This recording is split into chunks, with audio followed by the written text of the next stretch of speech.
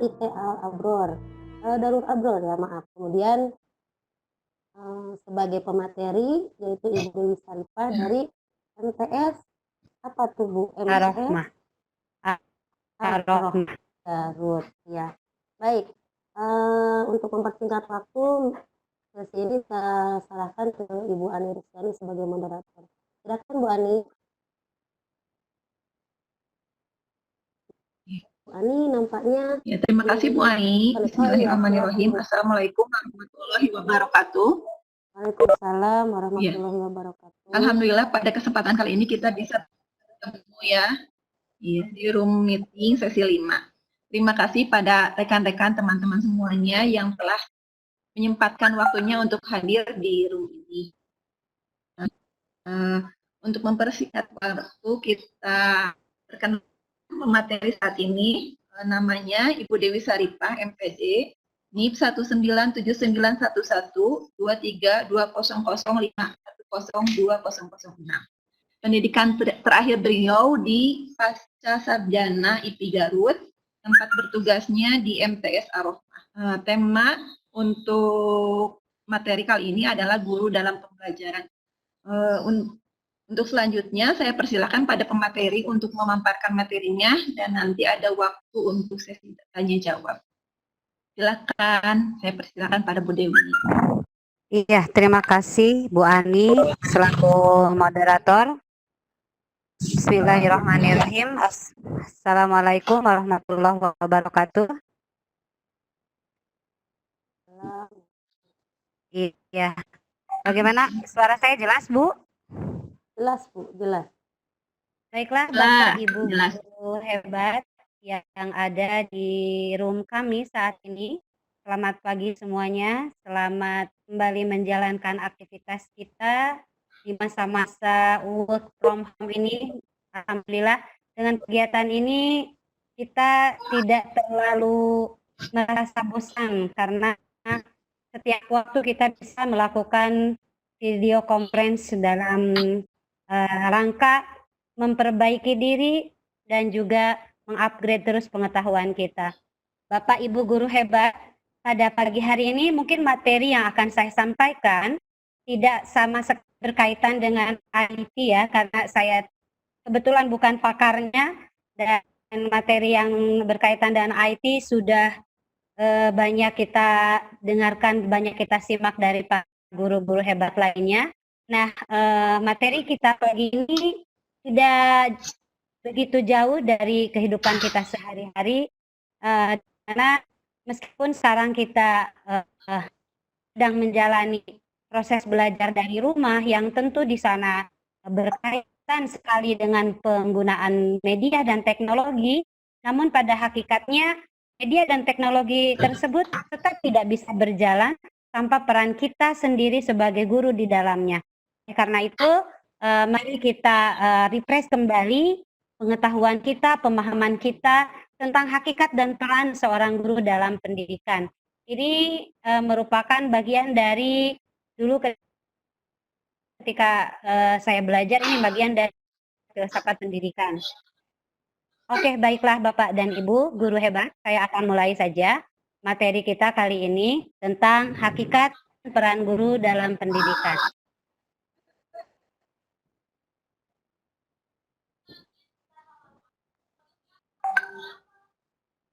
Sebagaimana kita ketahui, mungkin sekarang profesi guru itu sudah mulai sedikit naik kelas ya, karena dengan adanya tunjangan profesi yang diterima, baik itu oleh guru yang statusnya sudah PNS ataupun yang guru honorer ya. Ingat sekarang ada juga yang namanya penyesuaian pangkat untuk guru honorer disesuaikan dengan masa kerjanya, sehingga nah, dengan adanya tunjangan profesi ini, apakah sudah berbanding lurus dengan diri kitanya sebagai guru itu sendiri? Apakah dengan adanya tunjangan profesi ini kita sudah mampu menjadi guru profesional ataupun guru yang berhasil dalam pendidikan, ataupun guru yang sangat disayangi oleh siswa-siswanya, ataupun kita masih berada di level ini, guru sebagai menantu idaman. Nah, pastinya untuk bisa mencapai level-level ini sebagai guru profesional, sebagai guru yang berhasil, sebagai guru yang dicintai oleh anak didiknya, kita harus memiliki kualitas-kualitas tertentu dan memahami dengan benar peran serta kedudukan kita sebagai guru. Dengan demikian, semua level-level yang tadi akan kita peroleh, kita akan sampai di level sebagai guru profesional, sebagai guru yang berhasil, manakala kita meyakinkan pada diri kita sendiri bahwa menjadi guru itu adalah panggilan jiwa. To be a teacher is a call. Mungkin itu buat kita pagi hari ini, sehingga kita tidak lagi menanamkan keyakinan bahwa saya menjadi guru karena tidak ada pekerjaan lain, atau saya menjadi guru kebetulan secara saya sebagai atau sebagainya. Tapi benar-benar kita menjadi guru itu merupakan panggilan jiwa kita sebagai menjadi seorang guru. Baiklah Bapak dan Ibu guru hebat, mari kita refresh kembali pengertian guru yang mungkin selama ini sudah hampir kita abaikan ya. Menurut Profesor Dr. Muhammad Surya, pengertian guru itu adalah suatu jabatan profesi profesional, sehingga di dalamnya dibutuhkan beberapa keahlian yang sesuai dengan bidangnya. Kemudian juga menjadi seorang guru itu artinya kita memiliki komitmen dan tanggung jawab moral terhadap peserta didik. Kita tidak hanya mentransfer ilmu dalam kelas, membuat anak didik kita dari tidak bisa menjadi bisa, tapi ada tugas utama di dalamnya. Tidak hanya mengajar, tetapi mendidik. Mendidik sehingga moral bangsa kita ke depannya, generasi muda sekarang, itu ada di tangan kita, di samping di tangan orang tua mereka itu sendiri ya. Jadi kita turut membangun karakter generasi bangsa ke depannya. Dan tanggung jawab moral kita terhadap peserta didik. Kemudian menurut Pak Surya, guru itu harus memiliki kecintaan, keikhlasan, kepedulian pada profesi yang diembaninya. Manakala kita di akhir bulan misalnya harus berangkat ke sekolah, atau sekarang pada saat social distancing ini kita harus mengeluarkan banyak kuota untuk tetap melangsungkan pembelajaran, maka itu adalah bukti bahwa kita cinta dengan profesi ini, dan mungkin harus ikhlas Bu ya, harus ikhlas Ibu Bapak semua. Dan berikut adalah pengertian guru menurut Undang-Undang Guru dan Dosen nomor 14 2005 pasal 1 ayat 1, di mana pendidik profesional itu memiliki beberapa tugas utama. Yang pertama adalah mendidik, mengajar. Jadi mendidik dulu ya Bu, mendidik dulu. Makanya sekarang kurikulum yang sekarang lebih berorientasi kepada pengembangan karakter dan moral. Mendidik, mengajar, membimbing, mengarahkan, melatih, menilai, dan mengevaluasi peserta didik. Jadi tidak ada gunanya pendidikan yang kita berikan kepada anak-anak kalau pada akhirnya tidak dievaluasi, tidak ditilai, kemudian juga kita tidak memberikan semacam penghargaan kepada siswa. Jadi alangkah bahagianya para peserta didik kita kalau misalnya diberikan tugas, diberikan PR, kemudian kita nilai, kemudian kita kasih penilaian kepada mereka. Jadi jangan sampai tugas-tugas siswa itu tertumpuk tanpa kita sentuh sama sekali ya Bu. Karena bagaimanapun juga menilai dan mengevaluasi peserta didik ini merupakan bagian dari tugas utama seorang pendidik profesional. Nah, kemudian peran guru dalam pendidikan itu lalu seperti apa? Nah, ini Bu, komponen paling menentukan dalam sistem pendidikan. Jadi guru itu adalah komponen yang paling menentukan dalam sistem pendidikan. Contohnya sekarang pada saat anak-anak saya pun belajar di rumah, tapi tetap ketika dalam pembelajarannya tidak hadir guru, tidak ada guru, tetap saja meskipun sebagai secanggih apapun teknologi, tetap saja peran guru itu tidak bisa tergantikan oleh teknologi. Kemudian selalu terkait dengan komponen manapun dalam sistem pendidikan. Ketika ada perubahan kurikulum, gurulah yang kena getahnya. Karena bagaimanapun juga guru itu adalah merupakan ujung tombak dari pelaksanaan kurikulum itu sendiri. Kemudian yang ketiga, memegang peran utama dalam pembangunan pendidikan, khususnya yang diselenggarakan secara formal di sekolah. Dan yang keempat, guru itu sangat menentukan keberhasilan peserta didik, terutama dalam kaitannya dengan proses belajar dan mengajar. Dan guru merupakan pemegang peran utama dalam proses belajar mengajar. Kita sekarang dalam suasana PSBB ini mungkin ada banyak pilihan buat kita untuk melaksanakan proses pembelajaran. Ada ulangan dalam Google Chrome, kemudian ada Classroom, ada aplikasi pendidikan online, tapi tetap saja di dalamnya memerlukan kehadiran seorang guru tentu saja. Selanjutnya, menurut Profesor Dr. Muhammad Surya, merinci peran seorang guru secara lebih jauh dalam 3 sudut pandang. Yang pertama, dalam hubungannya dengan aktivitas pengajaran dan administrasi pendidikan, peran guru itu sebagai yang pertama pengambil inisiatif, pengarah dan penilai aktivitas-aktivitas pendidikan. Yang kedua, wakil masyarakat di sekolah. Artinya guru berperan sebagai membawa suara dan kepentingan masyarakat dalam pendidikan.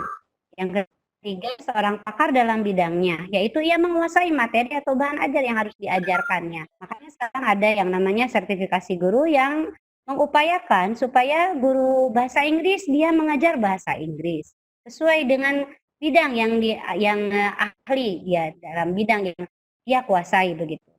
Penegak disiplin, yaitu guru menjaga agar siswa melaksanakan disiplin. Kemudian pelaksana administrasi pendidikan, yaitu bertanggung jawab agar pendidikan dapat berlangsung dengan baik. Kemudian yang keenam, pemimpin generasi muda. Artinya, guru bertanggung jawab untuk mengarahkan perkembangan siswa sebagai generasi muda akan menjadi pewaris masa depan. Makanya di sekolah-sekolah ada ekstrakurikuler seperti itu, artinya di sini guru harus mengarahkan siswa sebagai generasi muda agar nanti mereka itu siap pakai di masyarakat. Seperti itu. Memiliki jiwa kepemimpinan dan tanggung jawab terhadap masyarakatnya. Kemudian penerjemah kepada masyarakat, yaitu guru berperan untuk menyampaikan berbagai kemajuan pengetahuan dan teknologi kepada masyarakat.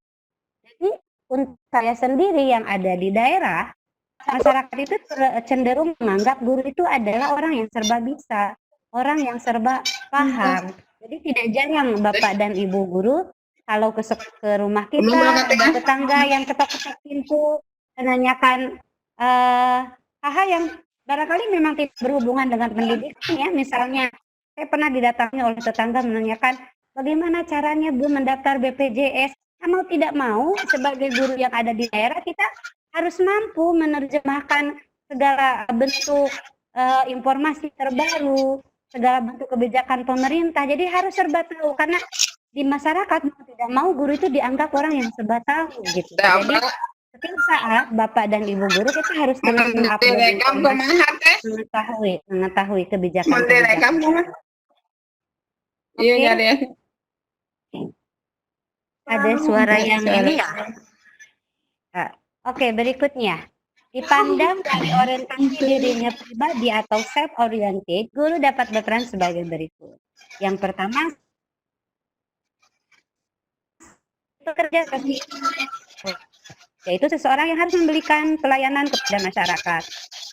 Sehingga tidak heran kalau misalnya di masyarakat kita banyak menemukan segala sesuatu hal yang bersifat dengan administrasi, misalnya dalam pemilihan kepala daerah, pemilihan presiden, dalam KPPS itu guru selalu senantiasa dilibatkan. Disinilah peran guru sebagai social worker. Kemudian yang kedua, pelajar dan ilmuwan, yaitu seseorang yang harus senantiasa belajar secara terus-menerus untuk mengembangkan penguasaan ilmunya. Jadi kita semua jangan merasa cukup ya dengan adanya pelatihan PKP ini. Alhamdulillah saya juga tertuntut untuk menguasai IT. Jadi lihat Pak Anggi sudah sehebat itu, lihat Pak Ari, lihat Pak Dalpan. Jadi kita selalu ingin terus belajar. Kemudian yang ketiga, orang tua. Guru itu dari sudut dilihat dari sudut pandang orientasi dirinya pribadi merupakan orang tua. Orang tua adalah wakil orang tua di sekolah bagi setiap siswa. Makanya di Indonesia disesuaikan dengan budaya, di sekolah itu memanggil bapak dan ibu kepada gurunya. Artinya sekolah itu harus kita jadikan sebagai rumah kedua orang tua, dan kita sebagai guru adalah orang tua mereka yang setiap saat harus memberikan suasana yang nyaman untuk anak-anak kita. Kemudian yang keempat, guru sebagai model keteladanan. Artinya, guru adalah model perilaku yang harus dicontoh oleh setiap siswa. Ini tentu saja ini berkaitan dengan kecerdasan pribadi, kecerdasan personal. Kemudian yang kelima, pemberi keselamatan. Artinya, guru senantiasa memberikan rasa aman bagi setiap siswa-siswanya selama dalam didikan guru. Jadi Bapak dan Ibu guru hebat, tidak musimnya lagi ya. Kalau zaman sekarang itu guru membawa sapu lidi misalnya ke dalam kelas untuk menghukum siswanya yang tidak disiplin. Misalnya begitu ya. Jadi sekarang kita harus memberikan rasa aman kepada siswa. Berikutnya, dilihat dari sudut pandang psikologis, guru itu sebagai pakar psikologi pendidikan. Artinya seseorang yang memahami psikologi pendidikan dan mampu mengaplikasinya dalam melaksanakan kegiatan sebagai pendidik. Kadangkala kalau di dalam ruangan kita melihat ada siswa yang sendiri duduk di pojok begitu ya, dia tidak ada ketika di kelompok, dia sangat sulit sekali menemukan menjadi partner dalam kelompoknya. Nah mungkin ini harus menjadi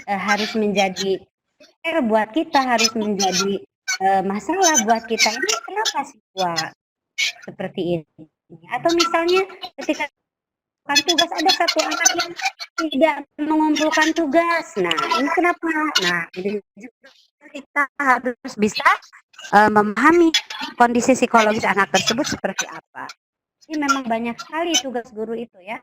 Banyak sekali. Yang kedua, antar manusia, human relation, suasana hubungan antar manusia secara aktifnya siswa sehingga dapat mencapai tujuan pendidikan. Yang ketiga, guru itu adalah pembentuk atau builder, yaitu mampu menciptakan kelompok dan aktivitas-aktivitas sebagai cara untuk mencapai tujuan pendidikan. Jadi terus dalamnya orang dan orang yang mampu menciptakan suatu pembaharuan untuk membuat sesuatu hal yang lebih baik. Dan yang kelima, yaitu sebagai petugas kesehatan mental hygiene worker, artinya guru bertanggung jawab bagi terciptanya kesehatan mental. Jadi kesehatan mental itu tadi berkaitan dengan psikologi siswa itu sendiri. Jadilah teman, jadi tidak hanya menjadi guru, tapi juga menjadi teman buat mereka, untuk berbagi rasa daripada nanti anak-anak kita melarikan masalahnya, melarikan kegundahan hatinya kepada hal-hal yang negatif. Jadi pada saat mereka memiliki masalah, kita orang yang tepat untuk dijadikan teman curhat. Nah, dari tadi yang tadi saya jelaskan, kita sampai ke sini, yaitu bahwa semua yang tadi saya jelaskan itu berkaitan kompetensi yang harus dimiliki oleh guru. Yang pertama yaitu kompetensi pedagogi, kompetensi kepribadian, kompetensi sosial, dan kompetensi profesional. Mungkin ini Bapak dan Ibu tidak asing lagi ya dengan istilah-istilah ini. Yang pertama adalah kompetensi pedagogi, yaitu kemampuan pemahaman terhadap peserta didik, perencanaan dan pelaksanaan pembelajaran, evaluasi hasil belajar, dan pengembangan peserta didik untuk mengaktualisasikan berbagai potensi yang dimilikinya. Jadi jangan merasa kita sebagai guru hebat kalau misalnya kita dalam administrasi pembelajaran tidak punya RPP, tidak menyiapkan sejarah, media, tidak mengabsen siswa. Nah ini yang berkaitan dengan kompetensi pedagogik. Ini semuanya harus dimiliki oleh seorang guru profesional. Yang kedua adalah kompetensi kepribadian. Kompetensi kepribadian merupakan kemampuan personal yang kepribadian yang mantap, dewasa, arif, dan berwibawa, menjadi teladan bagi peserta didik dan berakhlak mulia. Bapak, Ibu, guru hebat semua. Nah ini berkaitan dengan sikap dan perilaku kita terhadap masyarakat sekitar, terhadap teman sejawat, juga terhadap anak didik kita. Nah, misalnya di sekolah biasanya kita seringkali menerima kedatangan orang tua siswa.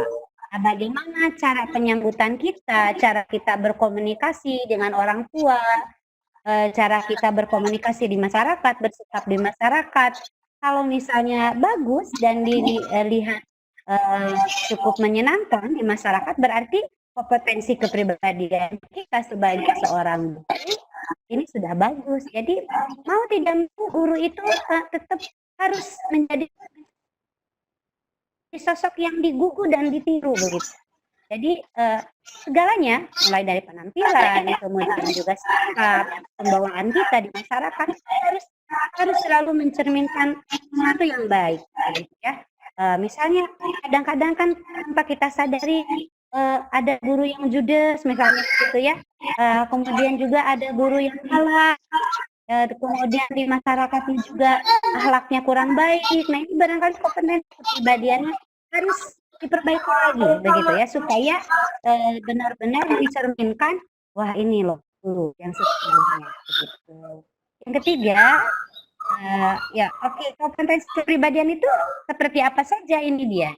Ada self knowledge, pengetahuan mengenal diri sendiri, competence, kecakapan, kesehatan psikologis yang baik, truthworthiness, dapat dipercaya, honesty, kejujuran.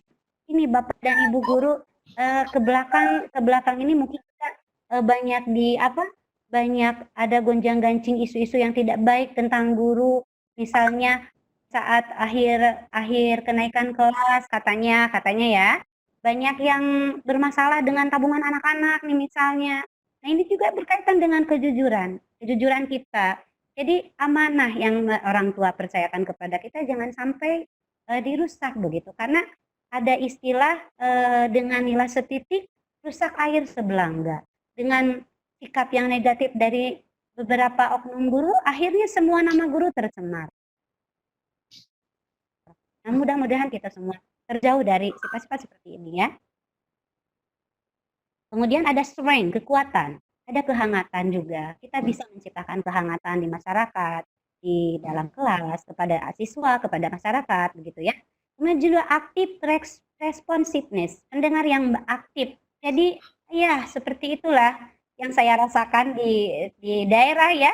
Jadi kadang-kadang ada tetangga yang ada masalah keluarga, mereka datang kepada kita meminta saran dan nasihat. Jadi luar biasa sekali peran seorang guru itu. Kemudian juga kesabaran. Kita harus memiliki banyak sekali kesabaran. Di dalam kelas kita menghadapi 35 siswa dengan 35 karakter yang berbeda-beda.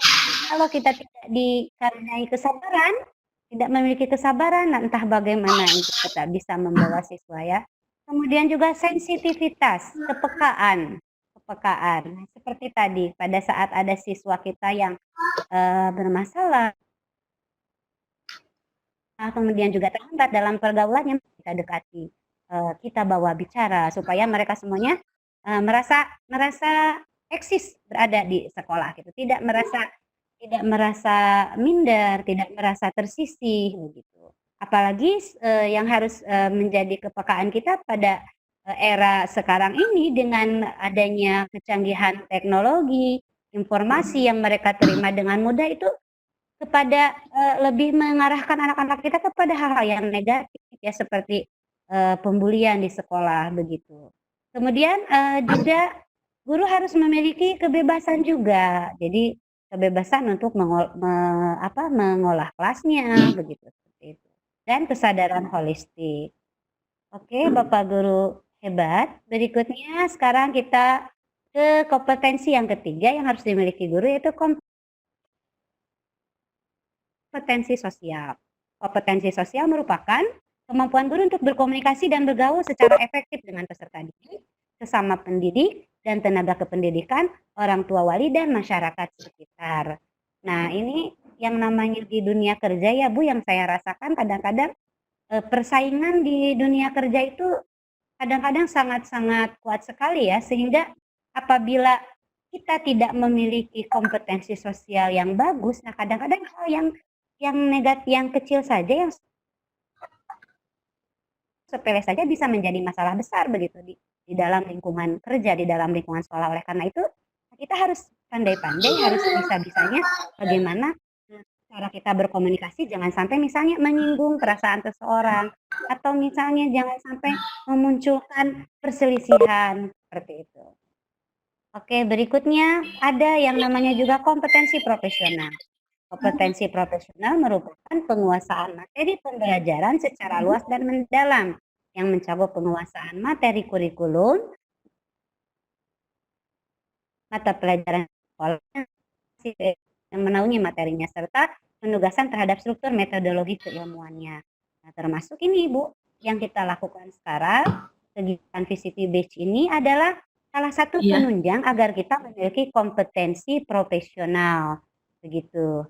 Jadi dengan kita dituntut untuk menguasai teknologi, menguasai teknologi informasi, menguasai media, ini akan membuat kita tidak ketinggalan zaman, karena bagaimanapun juga kita tidak bisa stagnan di tempat, tidak mengikuti perubahan.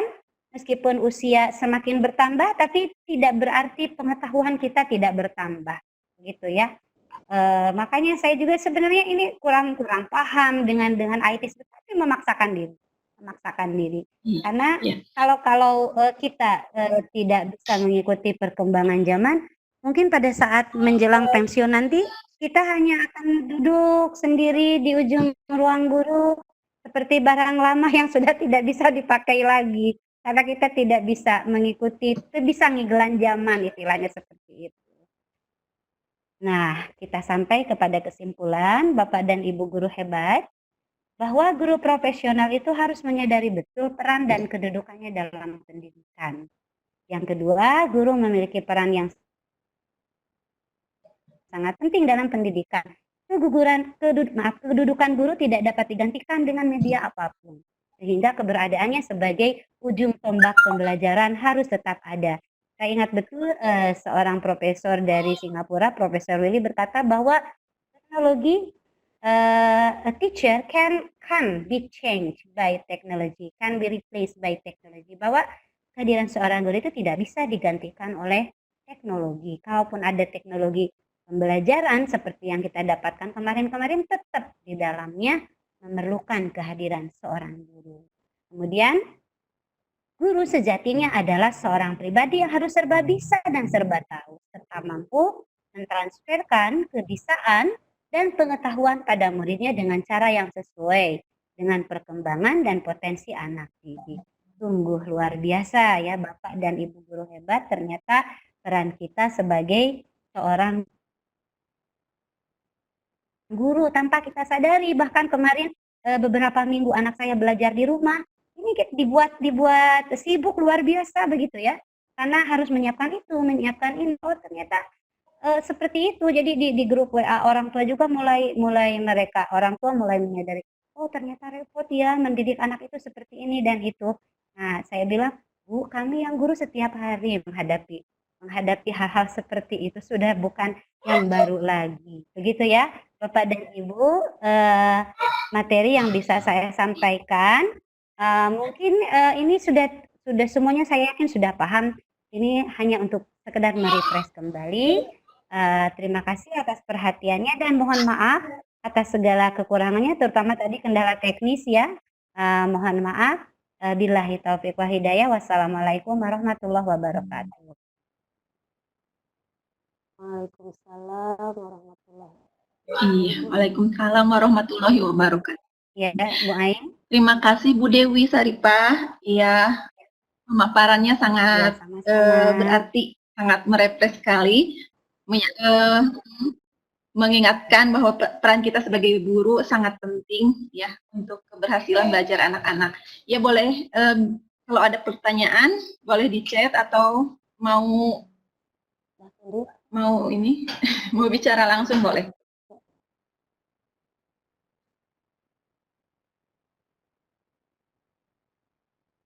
Waktu kita tinggal berapa menit lagi ya Bu? Adakah yang mau bertanya atau mungkin semuanya sudah paham karena kita perannya sebagai guru? Sudah apa? Halo? Yani. Kalau di Iya, di jadwal jadwalnya kita sampai jam berapa, Bu Ai? 11.30 ya, 11.30 kalau 11.30 di masih jadwal. ada Iya, 16 menit lagi ini ya. masih ada iya waktu Ya. kurang lebih sekitar 15 menit. Tapi sepertinya Ibu Bapak yang mendengarkan sudah pada paham tentang peran guru dalam pendidikan, dan hanya kita meningkatkan kemampuan diri, gitu kan, menjaga keamanan, karakter sabar, jujur, kepekaan terhadap lingkungan seperti itu, mungkin semuanya sudah ada pada semua peserta di sini, mudah-mudahan insya Allah. Jadi kalau tidak ada pertanyaan, kita sudah ya tuh paham semuanya dari Pak Ari. Ya, terima kasih Bapak Ibu. Yang paham bisa materinya angkat sudah tangan sangat jelas dari Bu Dewi, jadi semuanya sudah paham. Ya. Terima kasih Bu. Alhamdulillah. Ya, diserahkan lagi saja mungkin karena tidak ada pertanyaan ke Bu Ai sebagai host. Iya, terima kasih, kita berikan aplaus yang luar biasa untuk Ibu Dewi dan juga Ibu Ani yang sudah memandu acara ini dengan sangat baik. Bapak Ibu, terkait dengan materi ini, sudah kata Pak Ari, paham. Pak Ari bilang hebat, terima kasih. Mudah-mudahan materi yang disampaikan oleh Ibu Dewi bisa merefresh pemahaman kita dan juga bisa semakin memberikan kesadaran kepada kita bagaimana seharusnya kita menunjukkan diri sebagai guru dalam tugas kita sehari-hari. Baik Bapak Ibu, ada lagi yang mungkin belum presensi, dipersilakan. Kita masih buka link untuk presensi. Jika sudah semua, kita akan tutup saja sesi ini, sesi ketiga. Terima kasih untuk perhatian dari semuanya. Wabillahi taufiq wal hidayah. Assalamualaikum warahmatullahi wabarakatuh. Waalaikumsalam warahmatullahi wabarakatuh.